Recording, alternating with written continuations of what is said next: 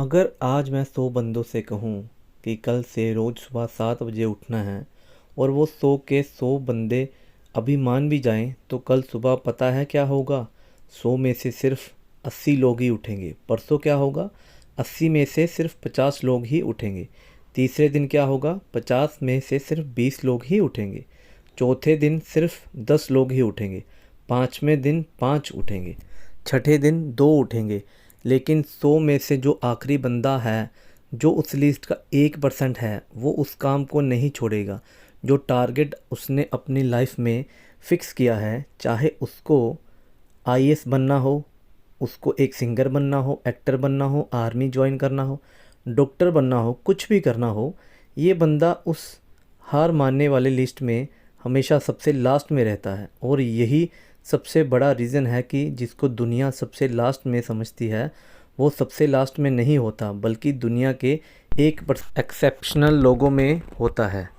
और इसी वजह से उसको लाइफ में वो सब मिल जाता है जो उन 99% लोगों के पास नहीं होता। जिस टारगेट को पाने के लिए 99% लोग ख्वाब देखा करते हैं ना, उसी टारगेट को वो 1% बंदे हासिल कर लेते हैं, जिन्होंने अपने 99% सुखों का त्याग कर दिया है।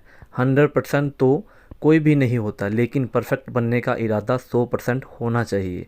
और कुछ लोग तो उन 1% के भी 1% में होते हैं, लाखों में एक होते हैं, करोड़ों में एक होते हैं, पूरी दुनिया में गिने चुने होते हैं, लेकिन उनकी शुरुआत है ना, वो उसी लिस्ट से होती है जो मैंने आपको शुरू से बताई थी। ज़िंदगी में सब कुछ छोड़ने की हिम्मत कर लेना, लेकिन मेरे दोस्त हिम्मत मत करना।